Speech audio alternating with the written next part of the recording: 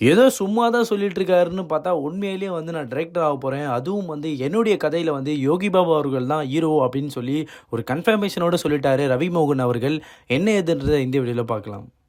தமிழ் சினிமால ஜெயம் படம் மூலியமா அறிமுகமானவர் தான் ஜெயம் ரவி அவர்கள். ஸோ அதுலேருந்தே அவர் பேர் வந்து ஜெயம் ரவி அப்படின்ற பேரும் பெற்றிருந்தார். அதுக்கப்புறம் வந்து அவருடைய அண்ணனான மோகன் ராஜா அவருடைய டைரெக்ஷனில் வந்து நல்ல நல்ல படங்களை கொடுத்து ஒரு கமர்ஷியல் ஹீரோ அப்படின்ற பெயரையும் வந்து ஜெயம் ரவி அவர்கள் பெற்றிருந்தார். அதுக்கப்புறம் வந்து இப்போ வந்து அவர் வந்து பேரையும் மாற்றிக்கிட்டாரு. கிட்டத்தட்ட ஜெயம் ரவின்ற பேரை வந்து ரவிமோகன் அப்படின்ற பேரையும் மாற்றிட்டாரு. ஸோ இதுக்கப்புறம் அவர் ரவிமோகன் தான் அழைக்கணும் அப்படின்றதையும் சொல்லியிருந்தார். இதெல்லாம் தாண்டி அவர் நிறைய படங்கள் பண்ணிட்டு இருந்தாலும் அவர் வந்து யோகி பாபுவோட வந்து நல்ல நல்ல காம்போவில் நல்ல படங்கள் பண்ணியிருந்தார்.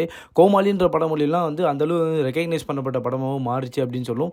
ஆனால் இதெல்லாம் தாண்டி ரவிமோகன் அவர்களுக்கு வந்து டைரக்டர் ஆகணும் அப்படின்றது தான் ஒரு ஆசையாகவே இருந்திருக்குன்றத நிறைய ஸ்டேஜில் அவர் சொல்லியிருக்காரு. அதுவும் இல்லாமல் விஜய் அவர்களை வச்சு தான் வந்து நான் டைரெக்ஷன் பண்ணணும்னு சொல்லி நிறைய ஆசையில் நிறைய இன்டர்வியூலையும் அவர் மென்ஷன் பண்ணி சொல்லியதையும் நான் பார்க்க முடியுது. இப்போ வந்து அவர் நடுவில் கூட காதலிக்க நேரமில்லை இந்த ப்ரொமோஷனில் கூட என்ன பண்ணியிருந்தாருன்னா, அப்போ வந்து சொல்லியிருந்தாரு, நான் வந்து சில ஸ்கிரிப்ட்லாம் வச்சுருக்கேன். அதில் முக்கியமாக வந்து யோகி பாபா தான் நான் ஹீரோவாக போடலான்னு இருக்கேன் அப்படின்ற மாதிரி ஒரு இதில் ஒரு ஜாலியாக சொல்லியிருந்தாரு. ஆனால் அதெல்லாம் வந்து உண்மை தான். வந்து அவர் எதுவும் ஜாலிக்கெல்லாம் சொல்லலை, இது உண்மையாக தான் நான் பண்ண போகிறேன்றதை மீண்டும் ஒரு கன்ஃபர்மேஷன் கொடுக்குற விதமாக சொல்லிட்டாரு. இப்போ வந்து ஸ்டோரி எல்லாம் முடிச்சிட்டாராம். இதுக்கப்புறம் இன்னும் கொஞ்சம் நாட்களில் வந்து ஷூட்டிங் போகலாம் அப்படின்ற பிளானும் பண்ணிட்டாங்களாம். இந்த படத்தில் வந்து யோகி பாபா அவர்கள் தான் வந்து ஹீரோவாக நடிக்கிறாருன்றது சொல்லிட்டாரு. ஏன்னா நடுவில் வந்து ரவிமோகன் அவர்களுக்கு சில படங்கள் வந்து ரொம்ப தோல்வி படங்களாகவே முடிஞ்சுன்னு சொல்லணும். முக்கியமாக சொல்லணும் அப்படின்னா வந்து இந்த பிரதர் அப்படின்ற படங்கள்லாம் கூட ரொம்ப தோல்வியில் முடிஞ்சுன்னு சொல்லணும். ஸோ இதுக்கப்புறம் வந்து அவருடைய கம்பேக் படமாக நிறைய படங்கள் பண்ணிட்டு இருக்காரு. ஒரு சைடு வந்து பராசக்தியில் வந்து இவர் சிவகார்த்தியன் கூட வந்து வில்லனாகவும் நடிச்சிட்ருக்காரு.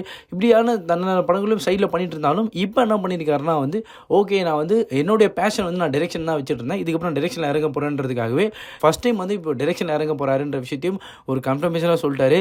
தமிழ் சினிமாவில் நம்ம நிறைய பார்த்துருக்கோம். நிறைய டைரக்டர்ஸ் வந்து ஆக்டராக மாறுறதையும் பார்த்துருக்கோம். இப்போ வந்து ஆக்டர்ஸும் வந்து நிறைய பேர் டைரக்டராக மாறுறதும் நிறைய பேர் பார்த்துருக்கோம். அதில் நடுவில் பெஸ்ட் எக்ஸாம்பிள் சொல்லலாம் தனுஷ் சார் அவர்களே கூட சொல்லலாம். ஆக்டராக வந்து இப்போ வந்து கிட்டத்தட்ட டைரக்டராகவும் மாறிட்டு இருக்காரு.